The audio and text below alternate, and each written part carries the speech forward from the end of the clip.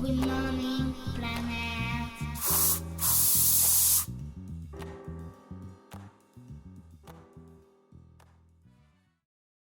Bienvenue dans Good Morning Planet. Aujourd'hui, nous allons parler d'un arbre fruitier caractéristique des régions méditerranéennes. Il en existerait plus de 2000 variétés dans le monde. On peut citer la manzanilla, ronde et très charnue que l'on cultive dans le sud de l'Espagne. La picholine que j'adore, ma préférée, verte de petit calibre. Elle est également d'origine française et on la cultive précisément dans le Gard. Et puis il y a la picual, qui est la plus cultivée au monde. Originaire d'Espagne, elle représente 50% de la production nationale espagnole et 20% de la production mondiale. Vous avez sans doute reconnu l'olive et l'olivier. Dans l'Antiquité, la déesse Athéna fit sortir de terre l'olivier et il deviendra donc le symbole d'Athènes qui symbolise, alors attention, la force, la victoire, la sagesse, la fidélité, c'est pas fini, l'immortalité, l'espérance, la richesse et l'abondance. Rien que ça, un formidable produit marketing bien sûr, mais pas que, car on lui confère de véritables vertus médicinales grâce aux antioxydants qui protègent les cellules de l'organisme des radicaux libres. Et oui, et on dit que sa consommation apporte une bonne dose de calcium, de magnésium, mais aussi de la vitamine E qui renforce les défenses du corps. Plutôt que Good Morning Planet, nous aurions pu appeler cette émission Bon Dia Planète. Pour parler avec nous de l'olive et de l'olivier, Francisco Ramos. Bonjour Francisco. Bonjour Adrien. Alors, nous sommes aujourd'hui, comme tu l'as entendu, présents pour parler d'un de tes produits préférés, d'investissement, mais de C'est culture. bien vrai. L'olive. Alors tout d'abord, on trouve quel type de plantation au Portugal et puis en Espagne? Alors, parlons peut-être plus spécifiquement du Portugal, sachant que c'est quelque chose transversal, je pense, à les plusieurs types de plantations qu'on va trouver dans toute la baie Méditerranée. On a essentiellement 3 types de plantations différentes. On a tout d'abord l'oliveraie traditionnelle. L'oliveraie traditionnelle se caractérise pour ne pas être arrosée, pour un compas relativement léger, on va dire, qui peut avoir 60 à 120 arbres à l'hectare, plus ou moins. Et ça, c'est naturellement ce qu'on retrouve en plus quantité, au moins au niveau de la terre qui est plantée. Et puis ça, on cultive ça depuis des millénaires. Voilà, exactement. L'histoire de la Méditerranée, c'est la même histoire de la profusion de l'oliveraie au long de tous les pays venant du croissant du Moyen-Orient jusqu'au Portugal précisément. Donc, naturellement, avec la modernisation de l'agriculture, des nouvelles moyens de production de cultives sont apparus, notamment les oliveraies intensives et les oliveraies super intensives. Tous les deux déjà irrigués à la base, comme une grande différence vis-à-vis les oliveraies traditionnelles. Dans l'oliveraie intensif, on parle de 300 à 400 arbres, plus ou moins. On peut en avoir un petit peu plus, mais c'est normalement à l'hectare. Et sur le super intensif, et là on parle de petits arbres qui font plus ou moins 1,5 mètre d'auteur, donc ça veut dire plus ou moins comme une vigne. Et d'ailleurs, les plantations, à part de la couleur des feuilles, se ressemblent à une vigne. D'accord. Et où on va trouver 900 à 1200 arbres à l'hectare, parfois même plus. C'est-à-dire une séparation entre chaque pied dans la ligne de plantation qui fait souvent pas plus de 40 cm. Ah ok, donc on est vraiment sur le même profil que de la vigne, avec des enjambeurs. Voilà. Le grand objectif de ce type de plantation, c'est l'optimisation des coûts de récolte, qui sont très importants dans ce type de culture. Je peux vous dire que dans l'oliveraie traditionnelle, on arrive souvent à un coût de récolte qui représente 50% du coût de vente en même plus. Donc, quand on a une équation comme ça, c'est facile d'imaginer qu'on veut essayer d'optimiser et de mécaniser cette récolte. Aussi parce que il y a un phénomène un peu partout qu'on a de moins en moins de main-d'œuvre dans les champs et donc on a besoin d'automatiser. Et donc ça, c'est ce que les oliveriers intensifs et super intensifs surtout ont amené à cette culture. Alors avant de parler des chiffres en tonnes de production de ces trois cultures, je voudrais quand même rappeler qu'en 2017, 127 000 tonnes d'huile d'olive au Portugal, que le Portugal exporte, pour 430 millions d'euros de chiffre d'affaires pour ce produit. D'après nos chiffres, le pays est devenu le 7e producteur mondial d'huile d'olive et le 4e pays exportateur au monde. Voilà, c'est sans doute une des cultures privilégiées dans l'arboriculture portugaise, sans doute. Et c'est d'ailleurs un produit qui est présent depuis très très longtemps, étant même la première arbre à être protégée par des décrets royaux au Portugal. Ce qui montre vraiment l'importance dans l'économie rurale de cette essence. Alors, quelles sont les différences entre ces systèmes de production? Parce que j'imagine qu'un système traditionnel, alors on connaît des oliviers qui vivent jusqu'à 1000, 2000 et peut-être même plus en termes d'années. Donc j'imagine que les productions sur du super intensif sont plus rapides. Je te laisse nous expliquer un peu ce système de production. Seulement une petite correction. On a un arbre qui a été daté génétiquement au Portugal qui a plus de 3500 ans. Incroyable. Donc naturellement, c'est rare, mais ça peut arriver. Donc c'est effectivement un arbre qui peut vivre très très longtemps dans des conditions traditionnelles de sa culture. Oui, il est rustique. Voilà. Naturellement, quand on commence à intensifier la production, aussi l'arbre va souffrir un peu au niveau de sa longévité. Mais ça, c'est absolument compréhensible et naturel. Donc sur l'oliveraie traditionnelle, on peut parler des chiffres quelque chose comme 2 à 5 tonnes à l'hectare. Okay. Et on passe rapidement à 10 à 12 sur le système intensif. Et ça monte encore plus jusqu'à 12 à 15 tonnes à l'hectare, voire peut-être un peu plus sur les systèmes super intensifs. Et sur du système traditionnel, on commence à produire à l'âge de 15 ans plus ou moins, voilà, olives. pour atteindre la maturité autour des 20 ans. Sur l'intensif et le super intensif, ces délais sont nettement réduits. Donc un super intensif peut commencer à produire à partir du 3e année, l'intensif à partir du 5e, pour atteindre chacun la maturité à 5 et à 7 ans respectivement, plus ou moins. Donc c'est vraiment une culture très accélérée dans ce type de culture et qui permet des productions nettement supérieures. Et puis sur le dernier, sur les deux derniers, irrigation comme tu l'as dit. Irrigation, intrants, fertirrigation, exactement. traitement plus fréquent et une vigilance qui est absolument essentielle pour garantir que tous les problèmes sanitaires sont contrôlés et sont accompagnés et corrigés. J'ai une question. Est-ce que la culture en système traditionnel offre une meilleure qualité que le système intensif ou super intensif? Sans doute. Déjà sur une des indicateurs très importants, parce que quand on compare les productions, on parle de kilos d'olives, mais effectivement l'important c'est les kilos de huile d'olive qu'on va sortir de ces kilos d'olive. Oh, il faut que tu nous expliques ça. Donc voilà, donc on a ce qu'on appelle en Portugal la funda, et la funda c'est le pourcentage d'huile d'olive qu'on va sortir de chaque kilo d'olive récoltée. D'accord, alors je récolte mes olives de l'arbre,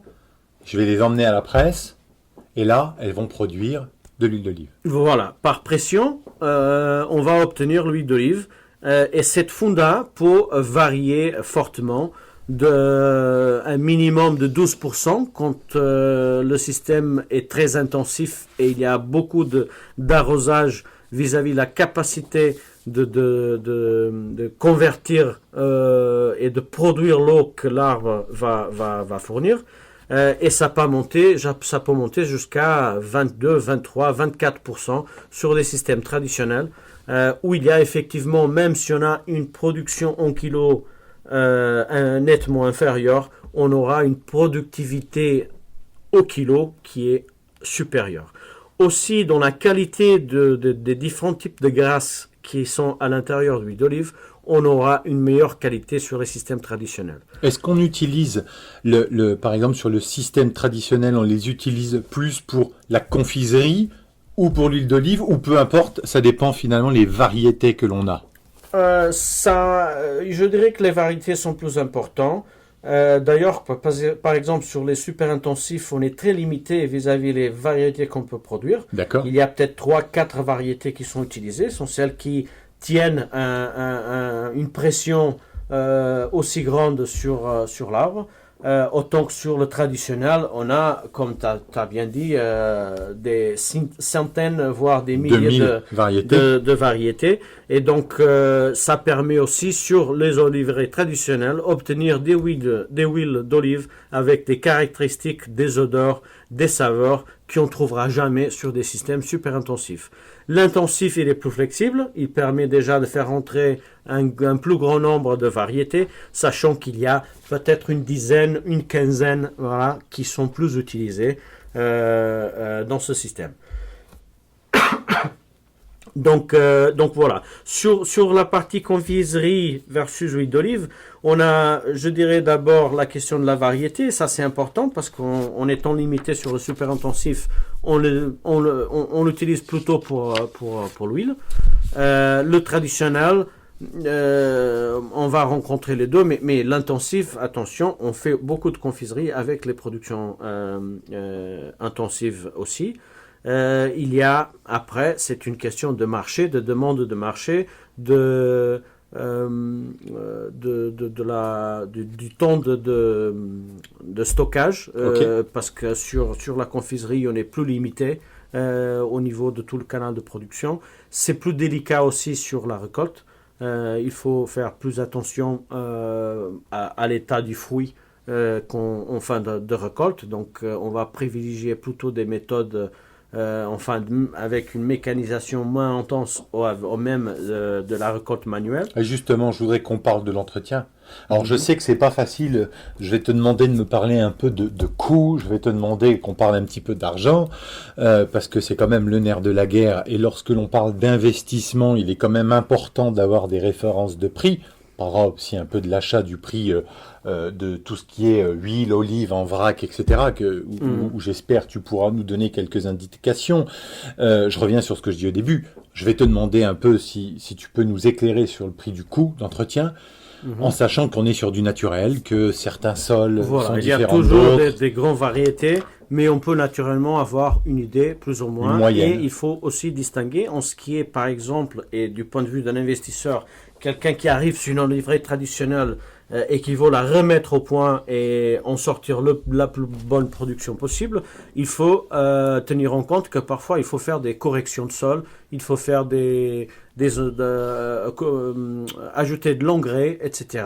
Parce que naturellement, comme toute plante, elle a besoin d'être bien alimentée et d'avoir un environnement idéal pour son développement. Donc la mise au point, ça peut coûter 500, 600 euros à l'hectare, par exemple, dans une première année, sachant qu'un traditionnel, après, a des coûts, enfin, surtout ceux qui sont pratiqués, parce que beaucoup des oliveries traditionnelles sont entretenus par leurs propres propriétaires à une échelle très petite, et on peut parler des coûts à l'hectare qui peuvent aller autour des 80, 100 euros à l'hectare. Par contre, si on part sur l'intensif ou le super intensif, ça peut facilement monter à 6, 7 ou même à 15 dans le super intensif. 15 000 euros, pardon, excusez-moi. Je parlais des coûts d'installation. Le coût d'entretien, donc je disais entre 80 et 100 euros à l'hectare. Ça peut monter à 1000, 1200 sur l'intensif et à 1200, 1300 sur le super intensif. Par an. Par an, ça c'est le coût à l'hectare. Par contre, l'installation, c'est un point très important aussi, parce que la plantation tout simple, sans arrosage, ça peut nous amener un coût autour de 3 000 euros à l'hectare. D'accord. Si on ajoute l'arrosage et on serre un peu le compas, ça monte à 6 à 8 000 euros l'hectare. comme je disais tout à l'heure, et le super intensif, naturellement, avec beaucoup plus de plantes, beaucoup plus de pointes d'arrosage, ça peut monter jusqu'à 15 000 euros l'hectare. Et là, on parle, Enfin, on parle de maximal. Et au Portugal. On n'est jamais sur des valeurs absolues. Parce qu'après, par exemple, si je suis dans un système d'arrosage où j'ai de l'eau à la surface déjà, un canal d'arrosage où je vais chercher de l'eau, il y a un coût. Si je dois faire un forage pour obtenir de l'eau, ça va être un peu plus cher. Et là, on parle du Portugal parce que on connaît les coûts en France. On pourra refaire un podcast là-dessus, mais les coûts en France sont beaucoup plus élevés qu'au Portugal. Oui, j'imagine. Vers l'Espagne, il n'y aura pas vraiment des grandes différences. Une autre différence, c'est la taille des terrains. Si on va planter 40 hectares, c'est pas pareil de planter 10 et c'est pas pareil de planter 100 hectares, naturellement. On va avoir des économies d'échelle. Évidemment. On a parlé des coûts d'entretien, on va parler aussi des prix d'achat de l'olive, de l'huile en vrac, bouteille, etc. Et puis, je voudrais qu'on finisse par pour l'investisseur, qu'il sache un petit peu au prix hectare, comment il peut investir, où est-ce qu'il va dans l'investissement, même si encore on parlera de moyenne. On parle d'achat d'olive, d'huile ces dernières années ? Oui, c'est bon. Enfin, après, on a tout type de système et surtout lié au fait que beaucoup d'oliveries traditionnelles sont des toutes petites et donc on n'a pas du volume suffisant pour faire de l'huile. Donc, on peut parler des prix de vente de l'olive entre les 30 et les 40 centimes le kilo. Sur pied Non. Exploité déjà. Livré à l'usine. Livré à l'usine. Ok. Donc ces prix ne changent pas beaucoup. Naturellement, ce qui va faire varier, c'est l'acidité. On veut une acidité le plus faible possible. Bien sûr. Et la funda, donc je parlais, donc la pourcentage d'huile qu'on va obtenir avec chaque kilo de cette huile. Donc ça, c'est mesuré à l'entrée de l'usine et ils vont nous donner un prix pour cette production qu'on est en train de livrer. Selon l'acidité. Selon l'acidité, c'est la pourcentage d'huile. Donc ça, si on va vendre le fruit. Là, il n'y a pas une grande différence entre les différents moyens de production, au type de production, à part la funda qui peut perdre un peu de valeur au fur et à mesure qu'on intensifie la production. Par contre, c'est au niveau de la récolte que ça fait une différence énorme. Donc sur le super intensif, on peut parler de 3, 4, 5 centimes le kilo. Sur le traditionnel, on peut arriver à 20 centimes le kilo. Donc vous voyez, quand on va vendre à une moyenne de 35, si on paye 20 la récolte, ou si on paye 4 la récolte, ça fait une différence énorme. C'est le coût de la récolte que tu nous parles là. Le coût de la récolte au kilo. Au kilo d'olive. Voilà. Ça, c'est important de préciser. Voilà. Donc, prix de vente 30 à 40 centimes, ça dépend des années. Il y a des années où le produit est beaucoup plus intéressant, aussi parce que les fonds dépendent aussi de la station des pluies. Si on passe maintenant au prix du huile d'olive, et donc vous vous rappelez, je vous ai parlé des pourcentages, oui. Donc on doit compter 18 à 20, 22% de conversion entre prix du fruit et le poids de l'huile d'olive, qui d'ailleurs se vend au kilo jusqu'à qu'il est vendu au client final. D'accord. Donc on parle toujours de kilos d'huile d'olive, à part dans le supermarché ou dans le magasin où on va acheter de litres. À partir de là, on parle de litres. Sur les prix, ils varient entre 2,5 et 3,5 euros par kilo. Sachant que naturellement, le plus exclusif, le plus raffiné, le moins acide le plus cher il va être. Forcément. Aussi que la production biologique, et c'est quelque chose de très important aussi, que c'est très difficile d'avoir en super intensif, assez difficile d'avoir un intensif, et donc on parle surtout du traditionnel ou quelque chose mixte qui est intraditionnel avec l'arrosage qu'on peut avoir quelque part au milieu entre ces deux premiers types de production. Et là, on augmente peut-être 50% le prix de vente du kilo d'huile d'olive. Ça, c'est intéressant. Mais ça ne représente pas beaucoup de cultures biologiques au Portugal. Non, il n'y en a pas beaucoup. Ça représente un coût additionnel. Ça implique un certain savoir-faire. Cahier des charges. Une vigilance supérieure. Des arbres, etc. Ok. C'est intéressant tout ça, mais si je suis investisseur, que je souhaite investir au Portugal et que j'ai envie d'investir dans une oliveraie traditionnelle, alors je sais que tu vas me dire, ça dépend de l'âge de l'olive, Ça va dépendre si c'est du traditionnel, du super intensif ou de l'intensif. Je sais, mais est-ce qu'on peut parler de fourchette pour que l'investisseur il ait un peu de, Oui, on de peut référence? avoir une idée. Naturellement, comme toujours, comme tout type de plante, il y a beaucoup de variables, mais sur le traditionnel aujourd'hui, on peut trouver des terrains entre 7 et 14 000 euros l'hectare, plus ou moins. Qui ont quel âge pour qu'on puisse... Je dirais quelque chose entre les 15, donc pour qu'elle soit déjà Qui commence à pleine produire. production. D'accord. Voilà, donc quelque chose à partir du 15e, 20e année, à partir du 20e année. D'accord. Donc déjà en pleine production, et jusqu'à après, la limite, c'est les 100, 200, 300 ans. Naturellement, après une arbre avec 300 ans, elle ne va pas produire le même Bien qu'une sûr. arbre à 40 ans. Normal. Ça va perdre un peu de capacité. Donc là, on parle de 7 à 14 000 euros l'hectare. Sur le intensif, on peut arriver à 40 000 euros l'hectare. Ah oui. Oui, si on est on parle d'une plantation complètement équipée, prêt à être exploitée. Irrigation. Fertirrigation, cette nom de traitement, souvent des équipements, des tracteurs, tout ce qu'il faut pour faire l'aménagement et l'entretien de la culture. Et dans le super intensif, on peut même aller encore plus loin, à 50 000 euros l'hectare, ou même un peu plus. Mais on l'a compris avec des rendements qui sont quand même bien plus exactement, forts, exactement. quasiment du simple au Voilà. triple. J'ai Et presque si on envie de parle dire de prix de quadruple. 40 000, 45 000 euros l'hectare, c'est parce qu'on retrouve la rentabilité derrière. Bien sûr, Et on évidemment. parle de systèmes où il y a de l'eau, il y a de l'arrosage, il y a de tous les systèmes qui vont avec. Souvent même, c'est une entreprise qui est en vente, qui a toute la machine industrielle en marche pour pouvoir arriver à l'huile d'olive finale. Alors on a des investisseurs qui peuvent être des institutionnels et qui ont la capacité d'investir sur 40, 50, 100, 200 hectares, peut-être même des fois plus, même si toi et moi on sait que c'est très compliqué à trouver aujourd'hui, ce type de produit.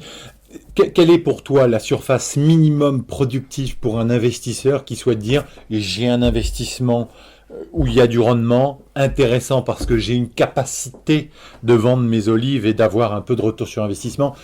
Quelle est la superficie que conseille Francisco minimum? Alors, il y a plusieurs réponses dans cette réponse. Ça a un lien direct au temps que je pourrais dédier à la plantation. Il y a tout le système de production. Si on parle de quelqu'un qui va être en charge de la totalité de la chaîne de valeur, qui va transformer et emballer son propre huile pour le vendre à client final ou à des distributeurs jusqu'avant le client final. Un professionnel alors, hein, quelqu'un qui connaît un peu Un professionnel, mais pas seulement un professionnel du point de vue agricole, mais aussi du point de vue commercial. On peut Qui soit capable d'aller jusqu'au bout avec une bouteille, une marque, une étagère pour le mettre. Là, avec 10 hectares, on peut gagner sa vie. Mais on peut peut-être parler d'un exemple en taisant les noms, en mettant du noir sur les noms, mais tu accompagnes un propriétaire investisseur, tu l'as accompagné dans l'investissement, tu l'as accompagné depuis le tout départ, et peut-être dans la explique-nous. reconversion, dans la certification biologique, dans l'installation, l'organisation du système de production, transformation, embouteillage, etc. Et qu'il y aura une marque propre à vendre. Tu as fait ton métier de marketing bien sûr, aussi sur le produit. Bien sûr. Et ça, c'est un métier qui est tout à fait différent du métier de producteur. Donc c'est pour ça que je dis qu'il y a plusieurs réponses. Donc si on est capable de faire tout ce chemin avec 10 hectares, on peut avoir un investissement intéressant. Accompagné par des gens comme Francisco, bien sûr. Mais c'est pas évident et c'est pas ce qui est normal. Donc il y en a des très bons exemples, surtout dans l'agriculture biologique. Et d'ailleurs, il suffit d'aller sur Google et de trouver des huiles d'olive exceptionnelles mises en bouteille en version bio, parfois même avec des truffes à l'intérieur ou des herbes aromatiques qui font encore monter de valeur. Mais assurer qu'on retrouve des clients pour individuellement acheter chaque bouteille, c'est pas évident. Donc c'est pour ça que la plupart des producteurs vendent en vrac son huile ou même ses olives sans les emballer. Je peux être un propriétaire qui achète une oliveraie de 50 hectares et qui va laisser dans les mains d'un gestionnaire spécialisé cette oliveraie et derrière je vais la vendre par exemple à la coopérative du coin. Sans doute, c'est d'ailleurs un système très commun. Ok. Si on part d'une oliverie intensif au super intensif, je dirais que le minimum sont 70 à 80 hectares. Ok. C'est le minimum pour rentabiliser une personne qui s'en occupe pendant toute l'année, qui rentabilise un tracteur par exemple, et qui peut faire une gestion et une optimisation des coûts. Investisseur chevronné là. Hein. Voilà. Ok. Enfin, ça, je dirais que c'est le minimum pour une nouvelle plantation, même pour une plantation existante, qui soit optimisée du point de vue des ressources. Avant de se quitter, Francisco, le spot d'investissement au Portugal, il se trouve où pour l'olive? Alors, sur les systèmes plus intensifs à l'Intège, parce que c'est plus plat. Donc à l'Intège, on est entre Lisbonne. Centre-sud intérieur, on va dire, Ok. au long de toute la frontière avec l'Espagne, presque jusqu'à la mer. Pour les productions plus spécifiques, plus gourmets, plus raffinées, on peut être partout dans le pays. On a d'ailleurs des zones démarquées d'origine protégée qui existent partout dans le pays. On a 5 différentes au long de l'intérieur du pays. Donc chaque région défend son huile d'olive comme étant le meilleur, naturellement. Après, ça dépend un peu de nos goûts. Mais je laisse de toute façon le défi de rentrer un peu plus dans les détails de cette produit d'exception, que tel comme le vin, et au contraire de ce que la plupart des gens pensent, a une complexité, une richesse et une variété que beaucoup de monde connaissent pas.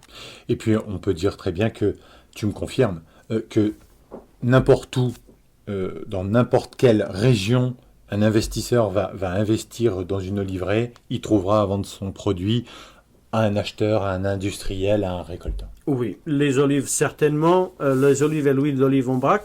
Le reste, après, il faut le mettre en place naturellement pour aller plus loin, pour vendre l'huile d'olive en bouteille et pour avoir une marque. Ça, mais comme je disais tout à l'heure, c'est toute une autre étape du procès. Mais oui, pour la récolte, oui, et pour la transformation aussi, on a des presseuses d'huile d'olive un peu partout dans l'intérieur du pays. Eh bien, merci Francisco. De rien. Pour ces explications qui nous ont ravis et qui, j'espère, vont aider les investisseurs. Mais de toute façon, pour plus d'informations, pour plus de renseignements, et puis si on a envie d'aller plus loin, on va sur le site terragree.com, on demande des informations, on appelle Francisco, et on aura plein de... Et puis pas que, il y a toute une équipe derrière, et on aura toutes les informations qu'on souhaite. Si vous avez aimé ce podcast, vous pouvez le partager ou le liker, et dans le cas contraire, vous ne faites rien. À bientôt. Au revoir.